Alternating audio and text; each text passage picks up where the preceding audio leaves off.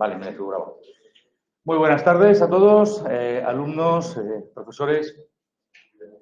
Comenzamos la segunda jornada de este seminario dedicado al mundo caballeresco, que es el 16º Seminario de Historia Medieval.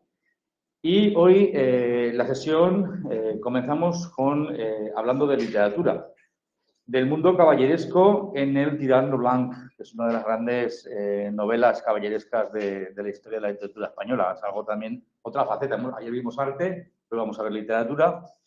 Otra de las facetas de este maravilloso mundo, ¿no? De este maravilloso universo.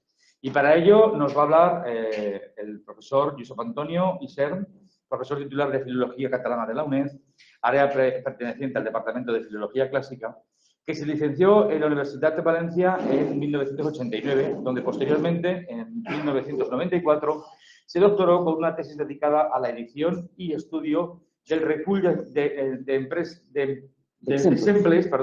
ordenats per alfabet, traducción catalana medieval del Alphabetum Narratorum. ¿Lo he dicho bien? Sí, perfecto. Es que yo pronuncio catalán muy bien. Su actividad docente actual abarca varias asignaturas relacionadas con la lengua y la literatura catalanas, impartidas tanto en el marco del grado en lengua y literatura españolas como en el máster en literaturas hispánicas, catalana, gallega y vasca, en el contexto europeo. De 1990 a 1999 se integró en sucesivas universidades polacas, como por ejemplo la Universidad de Cracovia, la de Wrocław y la de Silesia, donde impartió diferentes asignaturas relacionadas con filología española y catalana. Siguiendo la línea iniciada con la tesis, su tema de investigación prioritario es la literatura catalana medieval de tradición ejemplar, que ha estudiado en diferentes obras y autores, como Ramon Llull, Francesc Seximens, Jaume Roig, etc. También se dedica al estudio de la predicación medieval y en ese contexto ha dedicado varios estudios a la figura del dominico Vicente Ferrer. Finalmente, la última vertiente que ha ido desarrollando tiene que ver con su interés por la poesía polaca posterior a la Segunda Guerra Mundial.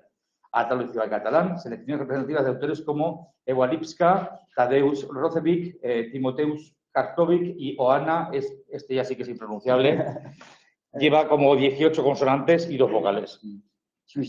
Eso. Vale. Bueno, pues, profesor, todo suyo. Muchas gracias.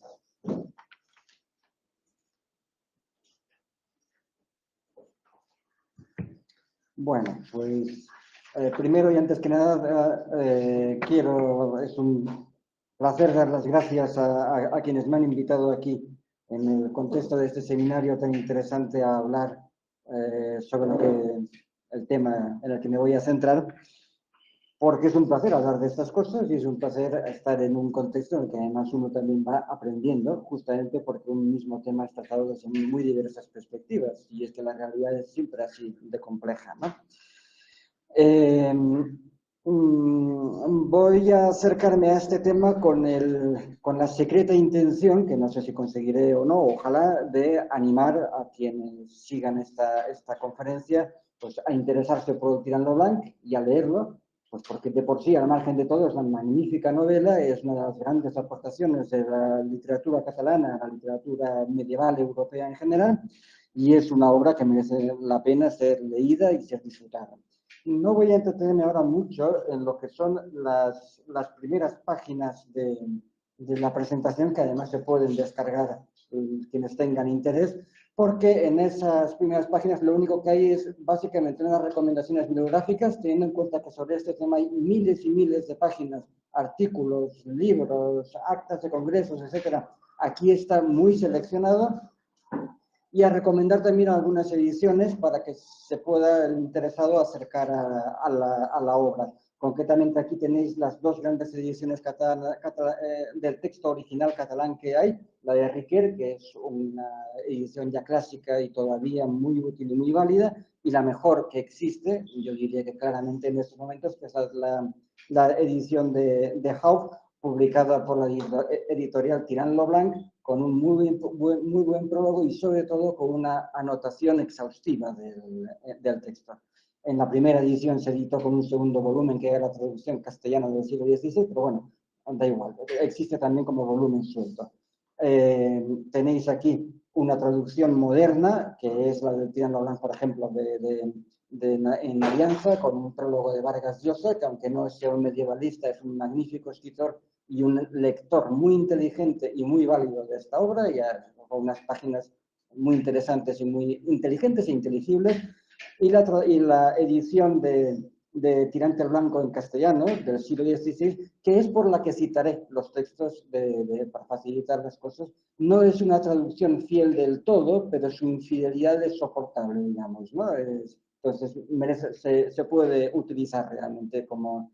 Y máxime en esta edición de Planeta, con un prólogo de Riquet también muy interesante. Y finalmente, para quienes quieran un plus, aquí tenéis una edición donde está el Curial de Huelva, el Tirante el Blanco, y en esta edición, precisamente de Planeta, de Riquet, y la historia de Jacques Chalavin, que es otra pequeña obra de caballería muy interesante.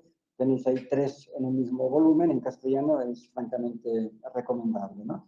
Y luego bibliografía en la que no voy a entretenerme ahora, quien tenga interés, ahí tenéis lo mínimo, pero de gran calidad, y podemos en cualquier momento centrarnos en esto. Entonces, aclarado todo esto, voy a centrarme, voy a empezar por un texto. A mí me gusta, cuando me acerco a ese tema con mis alumnos, intentar romper de la manera más inmediata que pueda una serie de tópicos.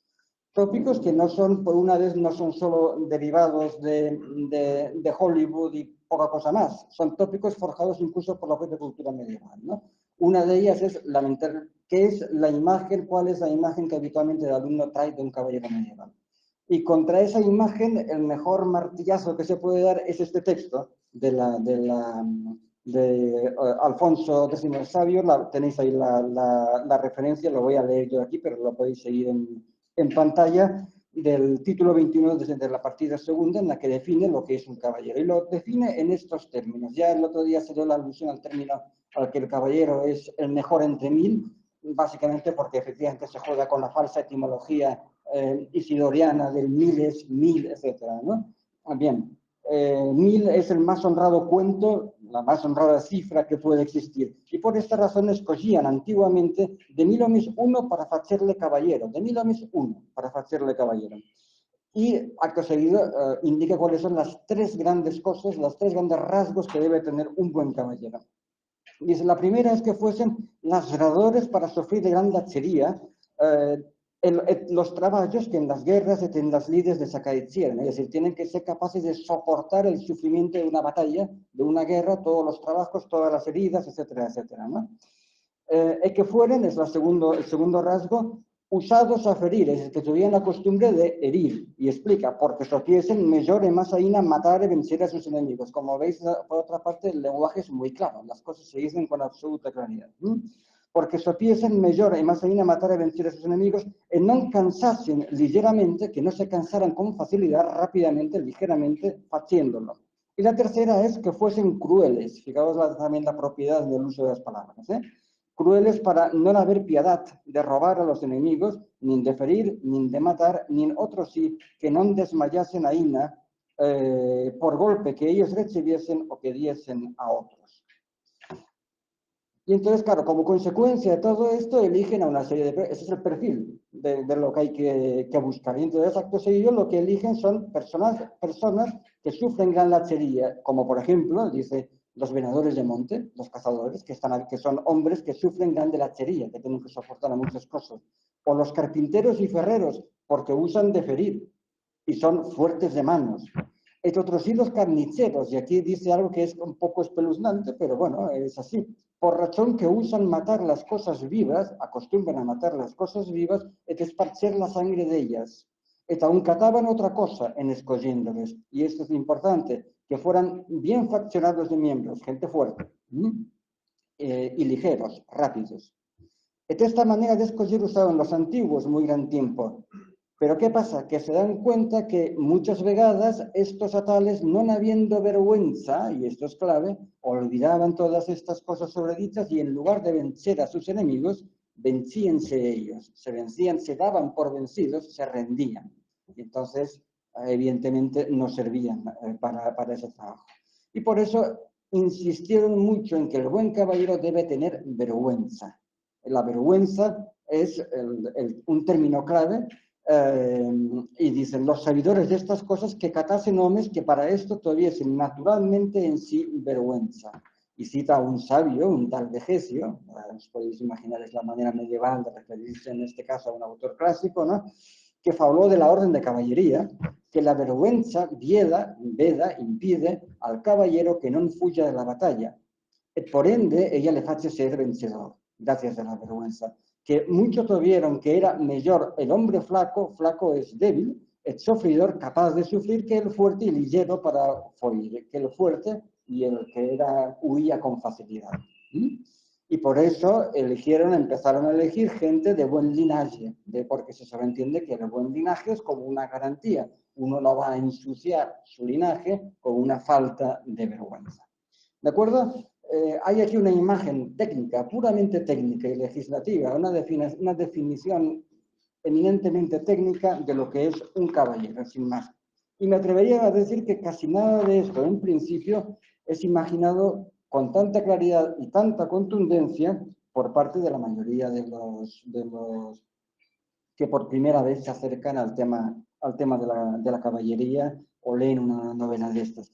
¿Por qué? Porque en realidad lo que más se ha quedado en la mente del que se acerca por primera vez a esto es una imagen como la que encontramos en un texto tan antiguo, como por ejemplo el cuento del Grial de Chrétien de Troyes, si nos vamos a finales del siglo XII. Y seguramente quien se acerque por primera vez a estos textos casi identificaría más lo que vamos a ver ahora como caballero. Fijaos que Perceval, que vive apartado con su madre en un bosque y que no ha visto nunca un caballero, nunca jamás ha visto un caballero, de repente ve unos caballeros por el bosque y en un primer momento piensa que son demonios, pero luego, sin embargo, empieza a preguntarse esto o a sentir esto y pasa esto que vais a leer aquí. Mas al verlos claramente, cuando salieron de entre los árboles y vio las lorigas que rechinaban y los yelmos claros y brillantes y vio el color blanco y el bermejo resplandecer a la luz del sol, fijaos todas las connotaciones de belleza y de hermosura, y el oro, el azul y la plata, le resultó muy agradable y dijo, gracias, Señor Dios, lo que veo aquí son ángeles. De verdad que cometí un gran pecado y me porté muy mal cuando dije que eran demonios. Mi madre no me contó mentira al decirme que los ángeles eran las criaturas más hermosas que existen, excepto Dios, que es más hermoso que todo. Aquí estoy viendo al Señor Dios, creo yo, pues veo a uno tan hermoso que los demás, válgame Dios, no llegan a la 10ª parte de su belleza. Mi madre misma me dijo que se debe adorar a Dios, suplicarlo y honrarlo sobre todas las cosas. Y voy a adorar a este y después a todos los ángeles. Y se crea una situación casi cómica porque sale de la maleza del bosque donde se había casi escondido y se presta a adorar y se crea una situación casi cómica, ¿no? Sea como fuera, esa imagen que nos llega del siglo XII y que luego se va reelaborando múltiplemente, marca nuestra imagen interna de lo que es la caballería casi más que esa otra que sin embargo era tan técnica, ¿no? Nos movemos pues entre los caballeros ángeles y los caballeros carniceros. ¿Cuáles son más reales? Probablemente ambos, porque en el fondo cuando hablamos de cultura, tan real es la percepción objetiva del hecho como la imagen que uno se hace sobre eso. Y de hecho todo interacciona, de ahí toda esta riqueza poliédrica de este fenómeno tan complejo como es la caballería. Además de esto, por supuesto, como ya habéis visto por lo que han ido comentando mis colegas que me han precedido aquí, hay razones históricas, de evolución histórica e ideológica de muchos aspectos que intervienen en toda la valoración y la constitución del fenómeno que es la caballería. Sea como sea, ser caballero también se llega instruyéndose. Es decir, cierto es que no hay una escuela de caballería, pero sí que hay una serie de preceptos. De hecho, existen manuales de caballería y tratados de caballería. Entonces, en el caso del Tirando Blanca hay de hecho una especie de propedéutica a la caballería, a cómo ser caballero, que sucede como parte de la propia narración. Recordemos, y poco a poco iré recordando rapidísimamente la trama tan complicada que tiene el Tirando Blanca, es un volumen importante y es una trama bastante compleja a la que diré muy simplificadamente. Recordemos que Tirant es un caballero de Bretaña que va porque el rey de Inglaterra se va a casar con una infanta francesa a la isla a Inglaterra a celebrar las fiestas y a participar en las fiestas. No es caballero, quiere nombrarse caballero allí. Y va por el camino hacia Inglaterra, va sobre el caballo, pero se queda dormido. Se separa del grupo de amigos con el que va. Y casualmente el caballo va solo hasta que de repente en una fuente, en un lugar, en un claro del bosque, se para a beber agua y qué casualidad, allí hay un ermitaño. Él todavía no sabe, Tirant lo Blanc, que ese ermitaño es Guillem de Baroy, todo un referente, un antiguo conde que se ha retirado y que vive ahí como ermitaño, y que además está allí viviendo como ermitaño y disfrutando de la lectura de un libro que es El Árbol de Batallas, que no es el Árbol de Batallas porque en realidad es un libro de caballería de Ramón Llull. Y no solo es el libro de caballería de Ramón Llull, es que esta escena mismo está tomada del libro de caballería de Ramón Llull, ¿no? Por tanto, es un fusilamiento, uno de los muchos que se producen dentro del Tirant lo Blanc, de obras que es luego reelaboradas y reconstruidas para construir otra obra diferente, ¿no? En ese contexto, resulta que el propio ermitaño, cuando entabla conversación con el Tirant lo Blanc, todavía doncel, todavía no es caballero, dice, bueno, ¿y por qué vas allí? Dice, quiero tomar la caballería, quiero ser caballero. Y le dice, bueno, ¿y tú sabes qué es ser caballero? Y Tirant, que no es un Perceval, porque él sí que ha visto caballeros, manifiesta pues, que no tiene muy claro lo que es eso de ser caballero. Y entonces le dice, pero ¿cómo puedes tú demandar caballería sin que sepas su orden? Voy citando según la traducción castellana, porque ningún caballero no puede mantener la orden si no la sabe.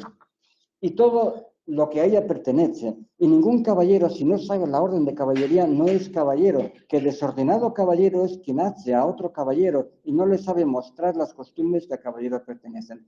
Aquí esto es claramente luriano, la vocación luriana por explicar los conceptos y por educar, ¿sí? Y por enseñar. Eso es clave de los planteamientos lurianos. Pero bueno, al margen de eso, el lector normal no tiene por qué saberlo, no le hace ninguna falta. Y entonces, casualmente, aquí vuelve a aludir a la idea que ya hemos visto antes, es un tópico que se ha extendido de la elección del caballero entre un millar. Y dice que de todo el pueblo fueron escogidos militares, de cada millar fue elegido un hombre, el más agradable, el de mejor razonamiento, y el más sabio, y el más leal, y más esforzado, y el de más noble corazón, y de más virtudes y buenas costumbres que todos nosotros. Ahí es nada, ¿no? Y luego dice, a este epítome de perfecciones, que es el candidato a caballero, se le añade el mejor animal, que es el caballo. El más capaz, el más resistente. Y por esto aquel fue llamado caballero, porque juntaron la más noble bestia con el más noble hombre. Y a partir de ahí ya entra en materia. Y lo primero que le explica, recordemos que Ramón Llull no es un religioso, pero es un laico vinculado con unas convicciones religiosas muy, muy profundas. No vamos ahora a entrar en ese tema. Entonces, lo primero que le explica es lo que debe hacer el caballero, y le dice claramente que primeramente fue hecho el caballero para mantener y defender Santa Madre Iglesia. Ya sabemos que hay muchas otras posibilidades, pero él subraya esto. Y empieza a explicarle, como hace en el libro de Llull, la interpretación alegórica de las piezas de la armadura, etcétera, y de esas piezas de la armadura hay una que es muy importante, que es la espada. Sobre todo porque la espada es una cruz también, ¿no? Y entonces le dice una serie de cosas, ya el propio ermitaño, que son muy importantes. Le dice, la significación de la espada es que corta a dos partes y puede uno herir con ella en tres maneras, porque puede matar y llagar con las dichas dos partes y con la punta dar estocada.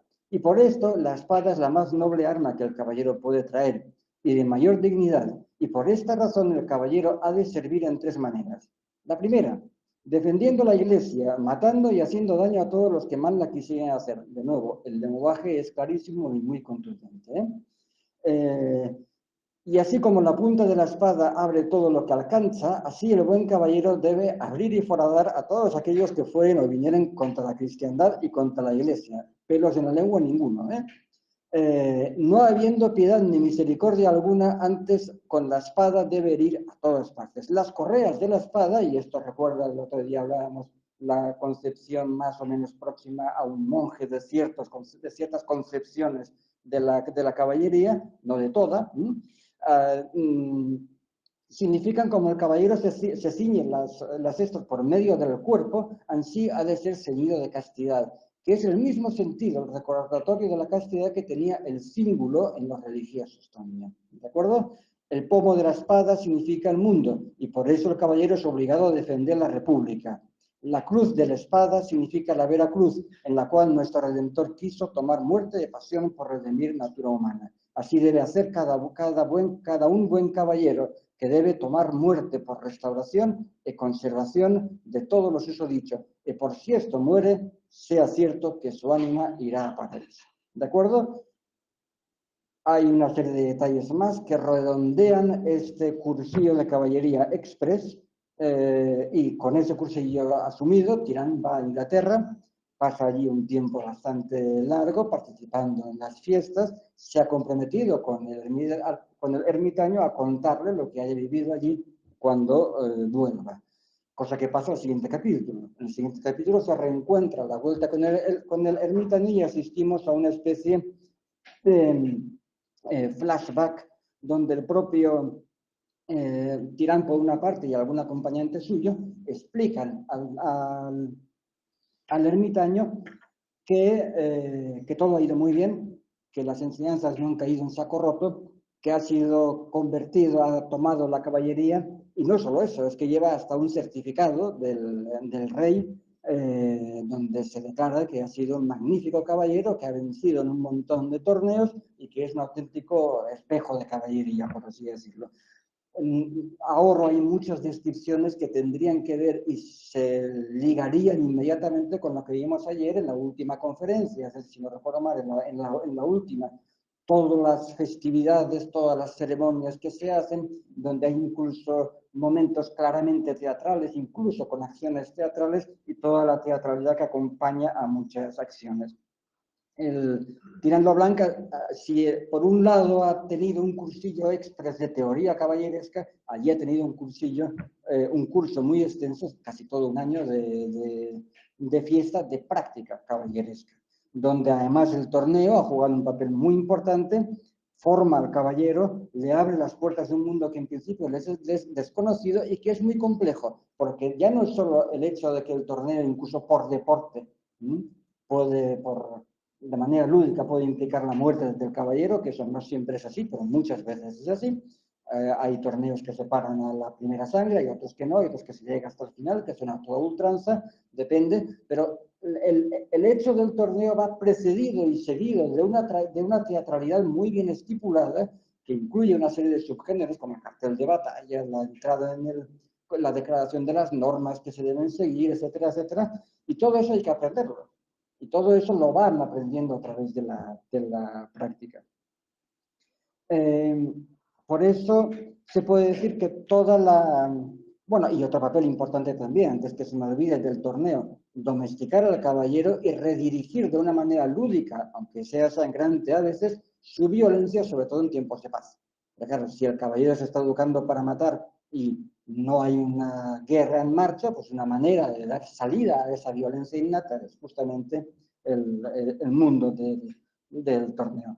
Toda la novela es una auténtica narración del proceso de formación y triunfo y caída, como ya veremos, de un caballero, proceso por lo demás escrito por otro caballero, Jean Martorell, que estaba viviendo una época muy dura, que pasó una serie, él vitalmente pasó una serie de situaciones muy tensas que lo arruinaron y lo dejaron en una situación francamente deplorable, y todo eso se refleja ahí también no voy a entrar en ese tipo de detalles ahora, pero vaya, quien tenga interés en la bibliografía lo encontrará. Y que por otro lado vivió ya no solo esa larga crisis personal, sino que además fue testimonio de uno de los momentos más impactantes de la crisis del siglo XV, que fue la caída de Constantinopla. Y eso tiene una enorme importancia. La novela empieza a escribirla unos 7 años después de la caída de Constantinopla, cuando todo aquello todavía era muy reciente, ¿no? Recordaré ahora pinceladas muy gruesas lo que es el decurso de lo que se nos narra. Recordemos en principio que hay una primera parte del Tirant lo Blanc, los primeros capítulos en los que todavía no aparece Tirant lo Blanc y que se justifican solo como manera de dar entrada al personaje de Guillem de Baroy, que es el conde ermitaño. La primera parte, bueno, el conde Guillem de Baroy, que en principio llega un momento de su vida en que entra en crisis y decide irse a visitar los santos lugares, y cuando vuelve de los santos lugares hace correr el infundio de que se ha muerto por allá, ¿no? Y se retira de la vida activa como conde, se retira a vivir como ermitaño. En ese contexto resulta que el rey de Gran Canaria invade Inglaterra. Esto es así, cosas que pasan en la ficción. Y tiene un absoluto éxito. Va conquistando todo el reino hasta el extremo de que en un momento de urgencia le piden, el rey de Inglaterra le pide al conde que vuelva a la vida práctica de militar. Y de hecho llega incluso a ser rey temporalmente, reemplazando al rey real de Inglaterra, y hace frente al ataque del rey de Gran Canaria, que está ahí, y por supuesto consigue vencerlo. En esa situación consigue el objetivo y se vuelve a retirar a la vida de ermitaño, y es entonces cuando se encuentra, casualmente, pues la anécdota anterior, se encuentra en el camino con Tirant lo Blanc. Tirant lo Blanc ya hemos visto, participa en las fiestas de Inglaterra, y cuando ya vuelve de allí a Nantes, a Bretaña, de donde es él, allí, cuando está allí con su familia, recibe inquietantes nuevas de la isla de Rodas. La isla de Rodas está siendo asediada por el sultán del Cairo, por los turcos y unos personajes especialmente malévolos, que son los malos de la película siempre ayudan, siempre están con los peores, son los genoveses. Eso también tiene su razón de ser por condiciones históricas, ¿no? Prácticamente queda por conquistar nada más la ciudad. De allí salen unos emisarios con urgencia a pedir la ayuda de todas las cortes occidentales, pero nadie les presta ayuda, ni siquiera la del Papa. Y entonces llegan allí, ya en última instancia, y por supuesto Tirant acepta. Va a Rodas, pasando previamente por Sicilia, y por supuesto libera Rodas y deja las cosas como debían ser, digamos, todo queda restaurado, el orden queda restaurado, vuelve a su tierra, vuelve a ir luego a Sicilia, y estando en Sicilia, como ya la fama de lo que es Tirant ha llegado a oídos del emperador de Constantinopla, este ya le hace llegar un mensaje, estando en Sicilia, pidiéndole ayuda, porque el emperador de Constantinopla requiere sus servicios para combatir las fuerzas del sultán y del gran turco, que están sitiando la ciudad. Por supuesto, Tirant acepta, reúne un ejército, acude allá, pasan muchas cosas que ahorro aquí, entre otras cosas naufraga Tirant en una de las aventuras por el norte de África, es cautivado, pero su buen carácter como caballero despierta la admiración de su nuevo señor, que llega a confiar tanto en él que le pone un ejército suyo a su disposición, y con ese ejército, a las órdenes y subordinado a su señor, planta cara a los enemigos de su señor y de paso convierte al cristianismo todo el norte de África. Conseguido ese objetivo, acude otra vez rápidamente a Constantinopla en un momento dado en que ya el gran turco había asediado todo aquello, solamente quedaba la ciudad, pero llega Tirant lo Blanc en ese momento y va liberando tierra a tierra todo lo que es el imperio, hasta llegar pues al culmen, que es liberar el asedio de Constantinopla, y todo queda muy bien, salvo por el pequeño detalle de que en el último momento, ya veremos por qué y cómo, muere Tirant lo Blanc. Y eso tiene una serie de consecuencias que ya veremos también respecto a la muerte de su amada, la muerte de quien iba a ser su suegro, etcétera, etcétera, ¿no? Bien, se trata, resumido de una manera rapidísima y muy inexacta, ya digo, toda una trama que es muy compleja. La clave para articular el resto de esta presentación es precisamente la descripción del recorrido vital del protagonista, que le da nombre a la novela, en tanto que emblema de la cultura caballeresca. Y es que el Tirant lo Blanc es tan complejo como la propia cultura caballeresca, es decir, tiene elementos de manual de caballeros, tiene elementos de estrategia, de libro de estrategia militar, tiene elementos de introducción a la vida cultural de la corte, digamos, ¿no?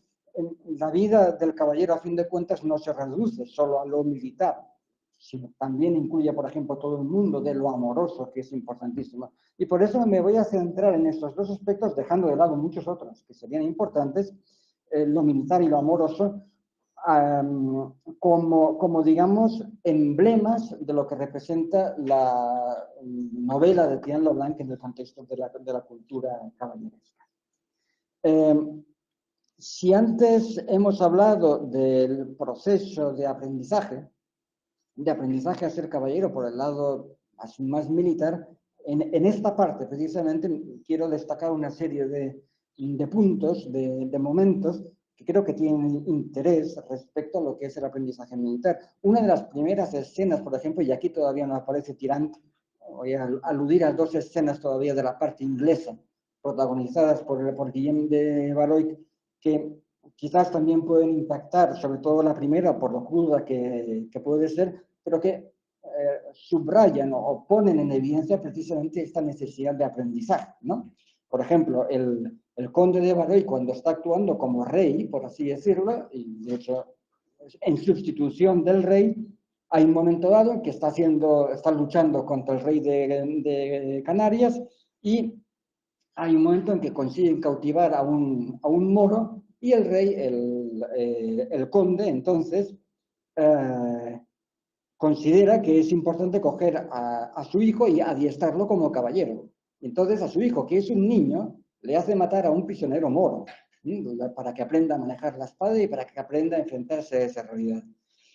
Y cuando ya lo ha muerto, lo ha matado, entonces dice, cuando el rey vio muerto al moro, tomó al pequeño infante por los cabellos y echóle encima del moro, y frególe tanto en él que los ojos y la cara le hizo estar llena de sangre al niño, ¿no?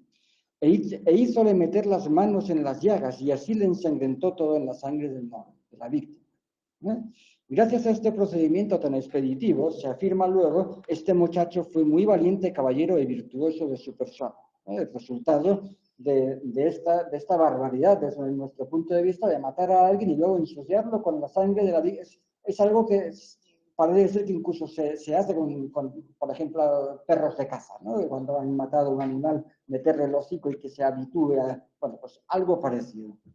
Hay momentos de la narración que son casi como un manual de estrategia militar. De nuevo, Guillem de Valois, por ejemplo, en un momento dado en que está haciendo frente al ejército moro en Inglaterra, le pide que le traigan lo que llaman un par de toneles de espinacas de cobre o abrojos. Las espinacas de cobre son como unos pequeños, digamos, púas entrelazadas que se tiran por el suelo de acero, de manera que siempre, por su estructura, queda alguna púa hacia arriba. Y por tanto se clavan en las pezuñas de las caballerías y en los pies, en las plantas de los caballeros, ¿no? Entonces, cuando le envían los 2 toneles de abrojos, dice, mandó que toda su gente estuviese en tierra echada, haciendo muestra que dormían, después de haber modificado un poco el terreno para, digamos, prever por dónde iban a pasar las tropas del enemigo que tenía delante. Cuando los moros ya estaban cerca, entonces los hizo levantarse y fingir que huían, que echaban a correr. Y los moros, acicateados por la cobardía del enemigo, arremetieron con mucha furia e hincábanse aquellos abrojos de cobre por las suelas de los pies, ¿no? Hay toda una descripción del diseño de la estrategia, ¿no? En otro momento, en el contexto de la aventura africana, por ejemplo, Tirant lo Blanc está en un momento dado defendiendo un castillo y se da cuenta de que se lo están minando y está preocupado. Y entonces decide preparar una contramina, pero además decide que, bueno, tiene que controlar si el enemigo es capaz o no de horadar el edificio, la pared en la que están trabajando, y entonces lo que explica él, lo que decide es colocar bacines, es decir, recipientes de latón repartidos por todo el lugar donde sospecha que están trabajando, porque dice, como cavasen en la mina y fuese con el pico en aquella cámara donde el bacín está, Luego, es decir, enseguida, resuena, especialmente si hay muchos y están unos cerca de los otros y hacen gran ruido. Es decir, los bacines lo que hacen es amplificar la resonancia de la obra que se hace debajo, ¿verdad? Y de hecho tiene éxito. Dice, pensando que no eran sentidos por los del castillo, los que están minando, hicieron el agujero muy mayor de lo que la gente, de lo que era, y la gente comenzó a salir de la mina. Y como ya estaban dentro, obra de 60, cerca de 60, los del castillo entraron dentro de la cámara, y tantos como hallaron fueron muertos y hechos piezas. Y los que podían entrar dentro de la mina no se esperaban unos a otros, mas Tirante hizo tirar muchas lombardas y tantos como se hallaron dentro de la mina fueron muertos. Éxito, por tanto, completo de esa estrategia. Y es algo que se repite una y otra vez y que el propio Tirant Leblanc sintetiza en una frase que le dice al marqués de San Jorge, después de que éste intenta hacer una escaramuza mal planeada y que fracasa. Dice, la virtud ni el poder no está en riquezas, mas en ánimo virtuoso y astucioso. Es decir, ánimo virtuoso, valiente, y astucioso, astuto. Esa idea se repite varias veces a lo largo de la obra. La astucia, la inteligencia, el ingenio es fundamental. Una prueba más de la importancia del ingenio, por ejemplo, sobre cómo vencer al enemigo, la aporta otro capítulo donde asistimos a cómo una escuadra de 12 naves puede ser pasada por una escuadra mucho mayor hasta el extremo de que hace huir a otra escuadra enemiga que efectivamente era mayor. 12 naves contra muchas más, ¿no? ¿Y cómo lo hace? Pues básicamente aprovechando las condiciones lumínicas del momento. Es la tarde, el atardecer, los últimos momentos, el anochecer casi.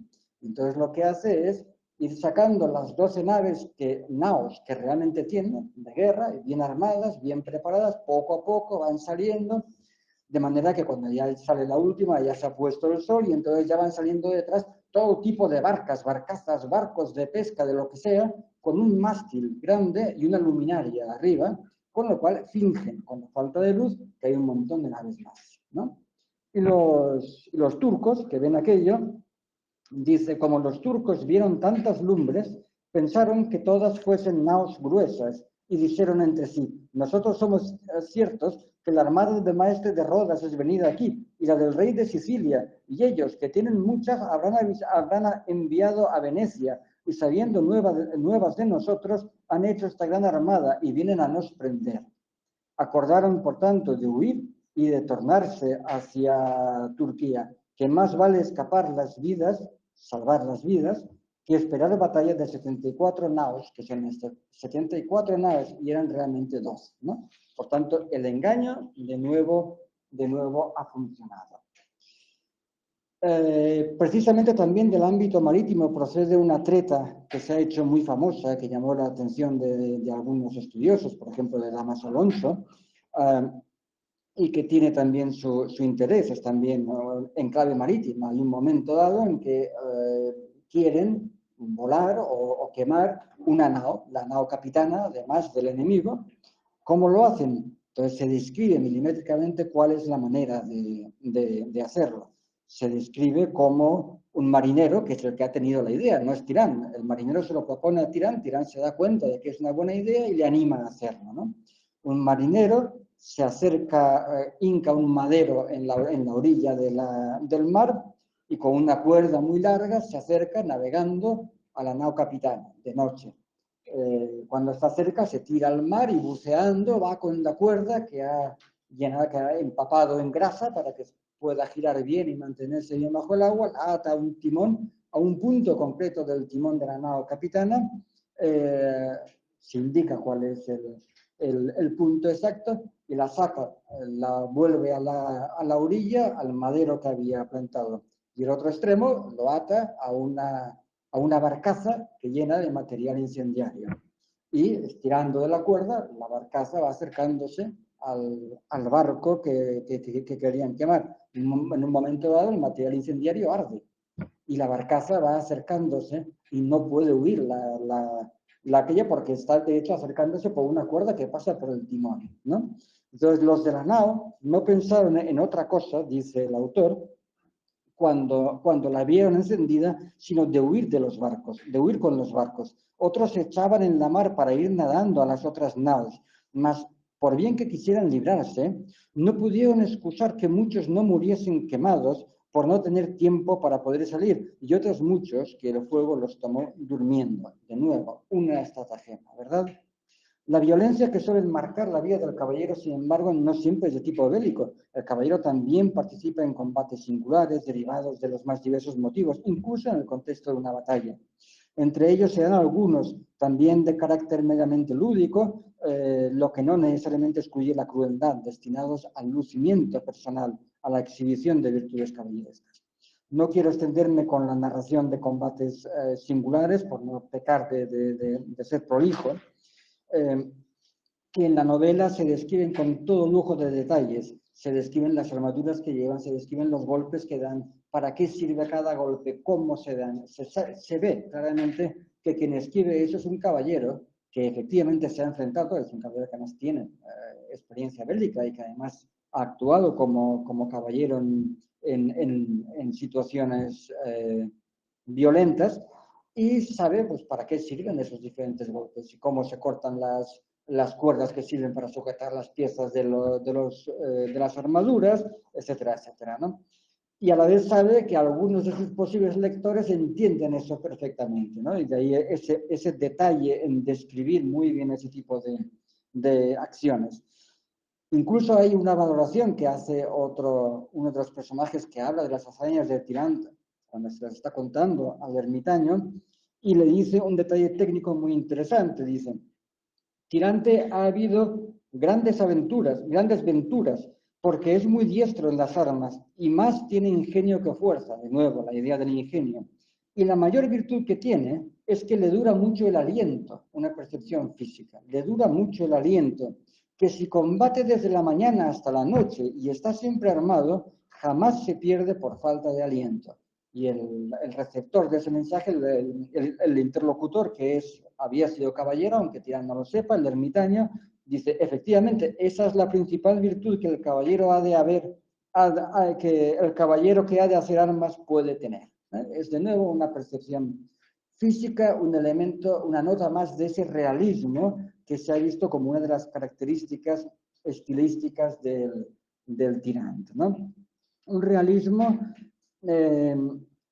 que es un ingrediente fundamental, un realismo que se ilustra perfectamente con el conocimiento de tretas y técnicas de combate, pero también con lo que podríamos llamar la retórica del combate, es decir, el conocimiento de todos estos otros elementos casi ceremoniales que rodean los diferentes combates que se producen, ¿no?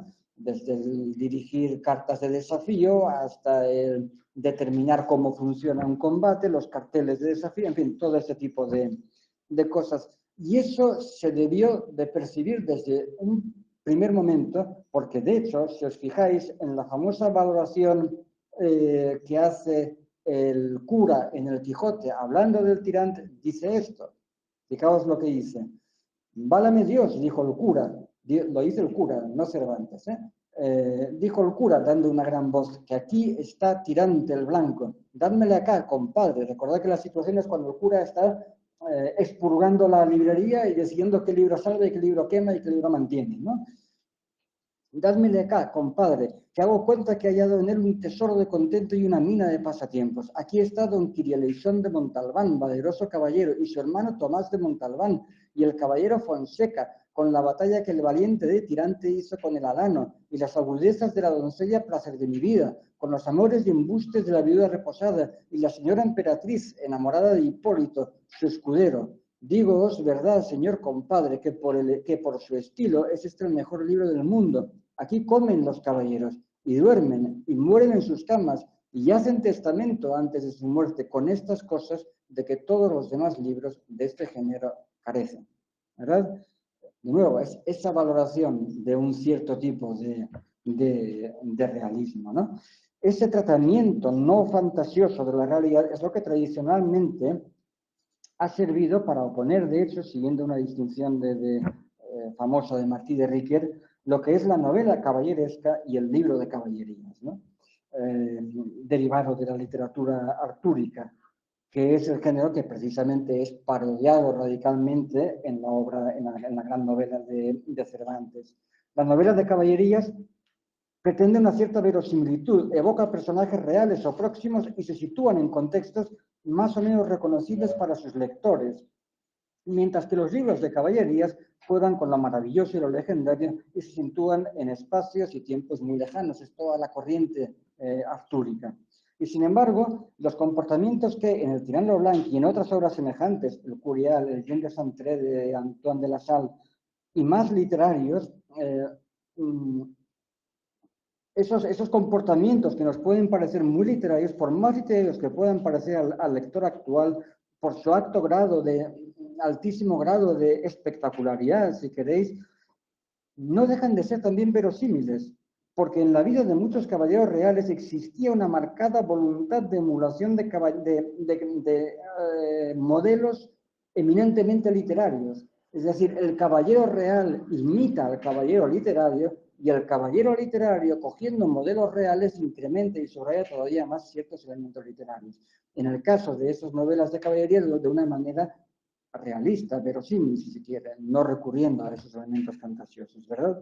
Por tanto, hay un curioso círculo vicioso de retroalimentación entre lo que es el caballero real que imita modelos que le llegan a través de la cultura y que son literarios muchas veces, y el caballero literario que, por muy estrambótico que nos pueda parecer a veces, está imitando a caballeros reales. ¿Acaso no fue real, por ejemplo, el famoso torneo del Paso Honroso, mantenido por el noble leonés Suero de Quiñones, coetáneo de Martorell, en el puente del Hospital de Órbigo, donde se negaba el paso a quien no luchara con él previamente, con él y con su gente, porque eran grupos de contendientes?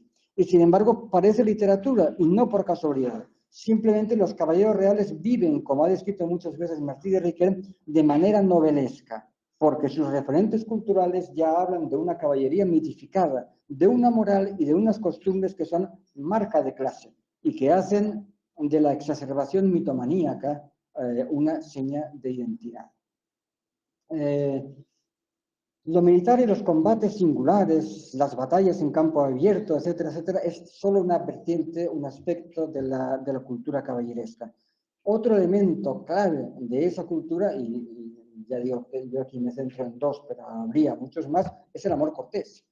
Es el amor cortés. Es un fenómeno de enorme complejidad que no vamos a estudiar aquí como tal y que conviene poner en relieve con un cierto paralelismo con estos otros elementos. Digamos, con la faceta de lo caballeresco que acabamos de mencionar, de escribir. Así como la vertiente militar está llena de nostalgia respecto a un mundo ya inexistente, si es que alguna vez incluso existió como lo imaginaban los caballeros, lo que en el fondo está detrás de esos comportamientos más o menos extraños, estrambóticos, que funcionan como esa especie de marca de clase que decía, con la vertiente erótico-amorosa pasa 3/4 de lo mismo, pasa algo semejante. Hay un referente hacia un mundo cortés que en el fondo es el propio del siglo XII, por tanto de muy atrás, y que ya en el siglo XII estaba fuertemente idealizado porque se estaba alimentando de esa propia idealización a través de la poesía de los trovadores, y los comportamientos de la corte, etcétera, etcétera, ¿no?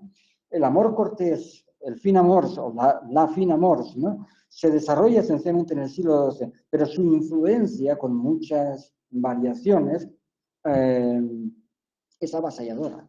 Va mucho más allá, es que hasta en el pleno barroco podemos encontrar elementos que son derivados de variantes y variantes de aquello que comienza en el siglo XII. Hay toda una cultura del amor cortés muy posterior a la extinción del sistema originario, que es objeto de multitud de reelaboraciones. ¿Qué queda de todo aquello, lato sensu, digamos, en la realidad cortesana del Tirant lo Blanc, en la realidad del amor en el Tirant lo Blanc? Hasta este momento, en lo que os he ido narrando, Tirant ya se ha mostrado como un gran caballero en el aspecto militar, pero todavía no se ha estrenado en la militia amoris, ¿no?, en la milicia del amor, en el combate amoroso lleno de momentos de gran tensión. Eso le está reservado para cuando llega a Constantinopla. Efectivamente, cuando llega allí, hay una escena también muy famosa en la que es cuando él conoce a la princesa Carmesina, que en cuestión de segundos se convierte, avasalla su mente, se convierte en su amor, ¿no? Está, de hecho, Tirante entrando en una cámara oscura en la que están abriendo las ventanas, porque además estaban de luto por la muerte del heredero, etcétera, etcétera, y el emperador está hablando con él, y él está prestando oídos a lo que le dice el emperador, pero ya ha visto en un rincón a Carmesina. Y dice esto en la narración, la novela, diciendo el emperador estas y otras semejantes palabras, los oídos de Tirante estaban atentos a ellas, y los ojos, por otra parte, el amor entra por los ojos, recordarlo, eso es un tópico muy importante, contemplaban la gran belleza y hermosura de Carmesina, la cual, por el gran calor que hacía y porque habían estado con las ventanas cerradas, estaba medio desabrochada, que se mostraban en sus pechos dos manzanas de paraíso que parecían cristalinas, las cuales dieron entrada a los ojos de Tirante, que de allí en adelante no hallaron la puerta por donde habían de salir. Y para siempre quedaron en prisión y en poder de persona libre, hasta que la muerte de entrambos los apartó. Mas sé os bien decir, de cierto, que los ojos de Tirante no habían jamás recibido semejante cebo, por muchas honras y placeres que había visto, como fue solo este de ver a la infanta. La conmoción es, por tanto, muy profunda. El impacto lo recibe no del rostro de la amada, como manda la buena retórica del momento, y esto seguro que no es casual tampoco, no nos extenderemos ahora con esto, sino de sus pechos. Lo que ve son los pechos de la amada y a partir de ahí ya pierde todo. Y cuando se queda embrujado por la amada, pasan de hecho a otra habitación, porque el emperador le está mostrando otra habitación que está historiada, tiene las paredes historiadas precisamente por los grandes mitos del amor, Flores y Blancaflor, Píramo y Tisbe, Eneas y Dido, Tristán e Iseo, están dibujados ahí en las paredes, están esculpidos, se describe esa sala, y Tirant, viendo eso, pero pensando en lo otro, dice, no creyera jamás que en esta tierra había cosas tan maravillosas como veo. Frase ambigua si no fuera porque el narrador está atento y dice, y él decía lo más por la gran belleza de la infanta que por esas otras cosas. Queda clarísimo lo que pasa. Queda enfermo del mal de amores, automáticamente cuando ese mismo día lo llaman para la cena, dice que no puede, que tiene dolor de cabeza, pero se nos explica el estado herido de aquella pasión que a muchos captiva. Y cuando su primo, Diafebus, va a preguntarle qué pasa, por qué no va a la cena, dice, ¿tienes algún mal? Y dice, yo no tengo otro mal, sino del aire de la mar que venía destemplado. En el catalán sale mejor el juego de la mar, el amor, etcétera, etcétera, ¿no? Pero bueno, bien, se mantiene más o menos en castellano. Y cuando insiste preguntando, declara, tras volver a recalcar lo mortalmente abatido que se siente, y con gran vergüenza dice, yo amo, declaración que acaba en sollozos. Está deprimido, al borde de la depresión más absoluta. A fin de cuentas, como se nos explica acto seguido, Tirán siempre se había burlado de los enamorados, a los que calificaba de locos, y les recriminaba que no tenéis vergüenza de quitaros la libertad y ponerla en manos de vuestro enemigo, que os dejará antes perecer que haceros merced. Pero bueno, donde las dan las toman, y ahora es él quien está en esa situación de la que tanto se ha reído, ¿no? El primer problema que se le plantea a cualquier amante cortés es el de la declaración del amor, el de cómo declarar su sentimiento a la persona beneficiaria de ese sentimiento. Porque el sentimiento debe ser muy profundo, pero no se debe decir, y menos aún en el amor cortés, porque además las amadas cortesas en la época más ortodoxa teóricamente eran casadas, etcétera, etcétera, ¿no? Aquí no es el caso, pero da igual. Como buen amante, Tirante es tímido, eso también entra en la retórica del amor y está perfectamente tipificado, ¿no? Pero sin embargo, hemos dicho que es inteligente y que es astuto, muy astuto como militar, como soldado, y no lo es menos en la militia amoris. Y de hecho, provoca una situación, interviene en varias situaciones en las que se pone a tiro, después de que ya se ha dado a conocer en la corte que el pobre Tirante está enfermo de amor, ¿no? Provoca una situación en la que se pone a tiro de Carmesina, quien abiertamente le pregunta con gran inocencia, ¿quién es la señora que tanto mal os hace pasar? Y entonces Tirant había urdido ya la trama, una trama de la que no se han encontrado claramente fuentes todavía literarias, y saca de la manga un espejo y se lo entrega a la princesa Carmesina y le dice: señora, la imagen que aquí verá me puede dar muerte o vida, mándele vuestra Alteza que me tome a merced. Y ahora es interesante la reacción de la princesa Carmesina. Está convencida de que iba a encontrar el retrato de la dama, y entonces se aparta para ver en otra habitación diferente el misterio del rostro de la dama. Saca el espejo, se lo pone delante y se da cuenta de que, claro, es un espejo, es ella quien se refleja ahí. Y entonces se queda sorprendida, como dice, pensando que allí hallaría alguna dama pintada y no vio otra cosa sino su figura. Y entonces dice, con una frase además muy pintoresca y muy viva, se da cuenta de que por ella se hacía la fiesta. Por ella se hacía la fiesta. Pero a la vez dice, observa, y esto es importante, dice: espantóse que sin hablar pudiese un hombre requerir a una dama de amor. Sin hablar, de nuevo, la astucia de Tirant lo Blanco, en todo, ¿no? A partir de este momento, el amor se convierte en el elemento estructurador de todo lo que sigue. Directa o indirectamente lo condiciona todo y permite la aparición de uno de los personajes más interesantes, divertidos, intrigantes, seductores de la obra, que es una doncella que tiene el curioso nombre de Placer de mi vida.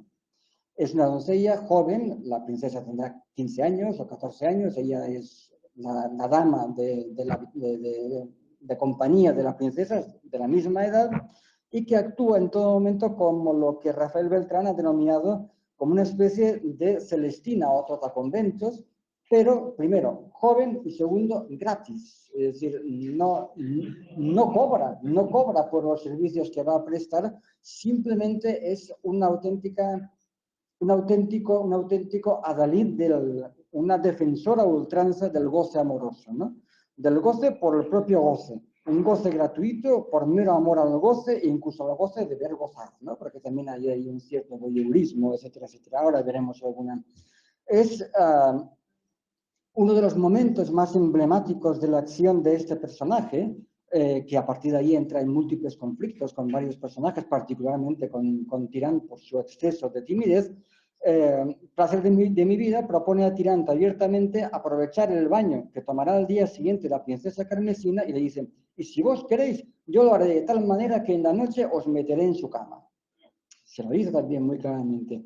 Y cuando Tirant le responde cómo de ninguna manera está dispuesto a contravenir la voluntad de su amada, de preservar su virginidad, la doncella rápidamente le advierte con un fuerte reproche y le pega este broncón que veis aquí. ¿Queréis que os diga, señor Tirante? Jamás en vuestra vida seréis ardil ni temido en batalla, pues en amar dueña o doncella no sabéis mezclar un poco de fuerza, especialmente cuando sabéis que os quieren bien y no hacen las obras a vuestra voluntad. Y pues que tenéis buena y cumplida esperanza, llamáis doncella valerosa, id a su cama y acostaos junto a ella, aunque sea vestida o desnuda o en camisa, y herid valientemente, que entre amigos no cale, no hacen falta, no son necesarios manteles. Oh Dios, qué cosa es tener doncella tierna y desnuda en sus brazos, de edad de 14 años y de sangre real, compadre emperador. Qué gloria es tener la enamorada rica y liberal, quita, es decir, libre de toda infamia, ¿no? Se lo está sirviendo y Tirante está asustado. La cita es larga, pero es que es muy sintomática, ¿no? Y de hecho, llega un momento en que nos encontramos con un capítulo que tiene el título bien explícito de cómo Placer de mi vida puso a Tirante en la cama de la princesa, donde efectivamente Placer de mi vida conseguirá uno de los momentos más famosos de la trama erótica de la novela. Aprovechando el tema del baño de la dama, mete a Tirante en un arcón que previamente ha situado de manera que se pueda ver el lugar donde está la bañera de la princesa, y ella ayuda a la princesa a desnudarse. Y aquí asistimos a una especie de obra teatral erótica perfectamente diseñada por la dama Placer de mi vida. Se encarga de ponerle el asiento que venía a la princesa, que venía de cara para donde Tirante estaba. y le va preparando paso a paso un auténtico espectáculo, hasta el extremo de que cuando Carmesina ya está desnuda, Placer de mi vida coge una candela y la ilumina, le hace que le caiga una buena dosis de luz encima para que Tirante, que está en un arcón, vea lo que es el cuerpo de Carmesina. Allí no había nada encubierto, dice el narrador, ¿no? Y además se aderezaba la contemplación con comentarios dirigidos al caballero. Dice Placer de mi vida, si Tirante estuviese aquí y os tocase con mis manos como yo hago, y lo va haciendo, bien creo que él lo estimase más que el reino de Francia. Y Carmesina dice, no, a buenas horas el reino de Francia, pero ella insiste, va insistiendo. De hecho, va tocándola con sus manos en todo momento, preparando así lo que será la segunda parte del juego, el cambio de manos. El cambio de manos. El Placer de mi vida se convierte en el embajador erótico de Tirant, acaricia los cabellos de Carmesina y tras ponderarlos exclama, yo los beso en tu nombre, que eres el mejor caballero del mundo, y besa los cabellos de Carmesina. Todo esto ante la complacida e hiperexcitada mirada del oculto caballero, ¿no? Cuando tras el baño Carmesina se mete en la cama, Placer de mi vida hace desnudarse a Tirant, al cual, se dice, le temblaban las manos y los pies. Y le llega el momento en el que dice, bueno, ya te voy a meter en la cama. Y entonces el pobre Tirant dice, y yo fuese ahora más contento de entrar en campo a todo riesgo con 10 caballeros. Jugarse eso antes que meterse en la cama de Carmesina. Un miedo que justifica de vergüenza de mi señora por lo mucho que la quiero. A pesar del enfado que tales palabras producen en la doncella y que acaban en un rapapolvos más fuerte que el que os he enseñado antes, a pesar de ese enfado, consigue meterlo en la cama y Placer de mi vida entre ambos, porque ella dormía con la princesa habitualmente, ¿no? Y estando en esa situación, literalmente, físicamente de intermediario, ella empieza a jugar con las manos de Tirant, tocando el cuerpo de la princesa que está desnuda. Y hasta tal extremo es llamativo la manera de tocar el cuerpo de la princesa, que la princesa le dice, eres tornada loca que quieres tentar lo que es contra natura. Se está ya propasando, ¿no? Y entonces la princesa se da cuenta de que aquí hay algo más que no funciona del todo, y entonces grita y arma tal escándalo que la cosa acaba rápidamente. Tirant se tira por una ventana, tiene un percance, se rompe una pierna, entra el emperador con la espada en alto a ver qué pasaba allí. Se crea una situación verdaderamente de vodevil, ¿no? Y además con alguna que otra ironía, porque la emperatriz también entra, cuando ve al emperador con la espada levantada, alude a que levanta la espada, pero no otras cosas, y alude a la impotencia senil del emperador, etcétera, etcétera, ¿no? Todo eso en clave humorística, todo eso en clave humorística. Lo cierto es que la tensión erótica entre Carmesina y Tirant tardará mucho en romperse. Hay diversos momentos en que casi llega, pero solo casi, ¿no? Hay un momento en el que está Tirant esperando que se desnude la princesa y Placer de mi vida le dice, si esperáis que su Alteza se acabe de desnudar, bien tenéis hasta mañana. Entonces Tirant entra en acción y empieza a desnudar a la princesa él mismo, y dice, como Tirant la hubo acabado de desnudar, tomóla en sus brazos y dándole muchos besos la subió en la cama. Como la princesa se vio en tan estrecho paso, que Tirante desnudo se había acostado junto a ella y trabajaba con mucha diligencia de entrar en el castillo, ¿sí? Como veis, los castillos medievales son muchas cosas, ¿no? Como ella vio que por fuerza de armas no le podía defender, pensó de probar si con las armas de las mujeres le podía resistir, y con los ojos estilando vivas lágrimas hizo en principio una lamentación y tiene éxito. No, Tirant lo Blanc no consigue entrar en el castillo. Por cierto, lo de con mucha diligencia es una traducción bastante pacata y timorata del original catalán, que dice treballaba a l'artillería para entrar en el castillo, ¿no? La artillería está claro que tiene unas connotaciones fálicas evidentes, ¿no? Y Carmesina tiene éxito. De hecho, hay que esperar unos cuantos capítulos más para llegar a cómo Tirante, es el título del capítulo, venció la batalla y por fuerza de armas entró al castillo. Y lo que pasa es que entonces entra en el castillo, todo ya está en la cresta de la ola y llega, como es lógico, la catástrofe. Llega un momento en el que Tirante está en la cúspide, o casi, libera Constantinopla, es recibido como un héroe en todas partes, el emperador le promete la mano de su hija, se ve ya heredero del imperio porque el emperador lo nombra heredero del imperio, César del imperio, de doncel en los primeros capítulos a César del imperio, no es poca cosa, ¿no? Y, sin embargo, llega un momento en el que está en Andrinópolis y de repente tiene un mal de costado, un dolor de costado que no se sabe si es una cuestión pulmonar, lo que fuera, pero cae gravemente enfermo, pide que lo lleven a Constantinopla, pero no llega, de hecho muere por el camino. Eso sí, como se da cuenta de la situación tan grave, pide que le traigan, resolver sus problemas espirituales, levantar, redactar el testamento, como hemos visto que mencionaba Cervantes, o el cura en el fragmento que os he dicho antes, que os he leído antes. Y bueno, el problema es que su muerte además es el inicio de una reacción en cadena. Al morir él y enterarse de su muerte, lo llevan, preparan su cuerpo, lo amortajan, etc. Y en una situación altamente conmovedora, la princesa muere de dolor. Y el padre de la princesa, el emperador, a su vez de dolor, muere también. Con lo cual se produce una reacción en cadena. Y al final lo que pasa es que el imperio lo hereda la emperatriz y su amante, Hipólito, que era sobrino de Tirano. Es una clara muestra de lo que es el tópico, ya para acabar, de lo que es la fortuna imperatriz mundi, la fortuna que domina el mundo. El tema de la variabilidad de la fortuna es uno de los grandes tópicos medievales de la literatura medieval, muy documentado en la literatura catalana, y además, en el caso que nos ocupa, parece manifestarse en todo su esplendor, con toda su ironía. Un caballero que ha abandonado el oficio por el exceso de violencia y cansancio, etc., forma un doncel que pasa de ser un aprendiz de caballero a ser César del imperio, o casi, si no fuera porque muere antes, ¿no? Esa situación, ese vuelco tiene una fuerte carga irónica, ya no solo por la amargura de ese final, sino porque el imperio acaba en manos de gente que ha tenido un comportamiento muy poco caballeresco, muy poco, justamente es casi lo contrario de la ortodoxia que representaba Tirano Blanc.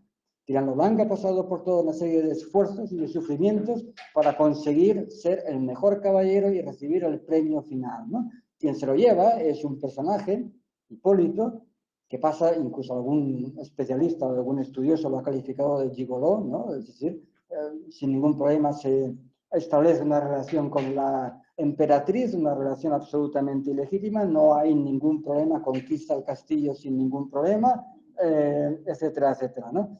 Y la emperatriz finalmente con este, y son los que al final reciben el bien del imperio, ¿no? Y aquí como quienes lo han conculcado casi todo hasta el final, va y resulta que son los que son premiados.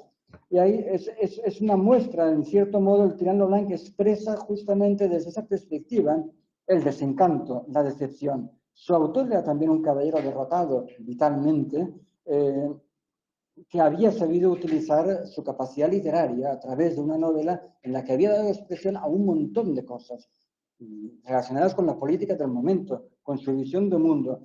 Pero a pesar de los muchos fogonazos de alegría y de diversión que hay, de goce de la vida, a pesar de todos esos fogonazos, el clima es sombrío. Hay motivos para considerar que la novela de Martorell es como expresión final de la crisis de la cosmovisión caballeresca, una crisis descrita a través de la elaboración de esta compleja trama en la que unos personajes sufren por mantener vivo un mundo que quizás ya hace mucho que ha dejado de existir.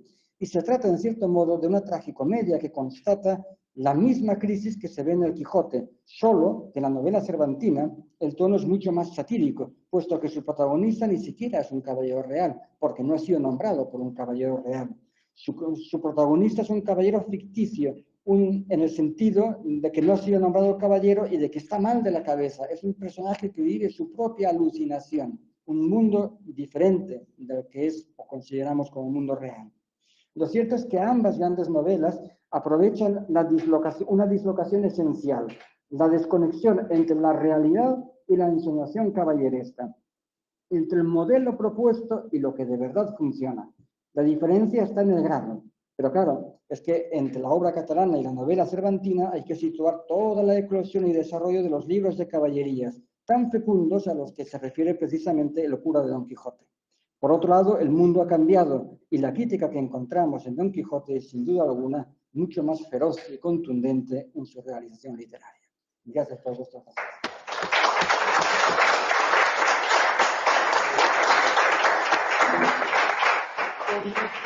La primera ponencia, la primera portada que te voy a hacer una foto. Sí.